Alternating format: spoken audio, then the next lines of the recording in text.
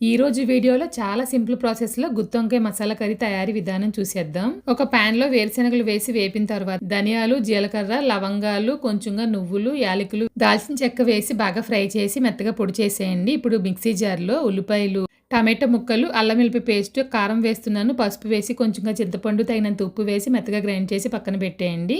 ఇప్పుడు ఆయిల్లో వంకాయలు ఈ విధంగా కట్ చేసి ఫ్రై చేసి పక్కన పెట్టేయండి.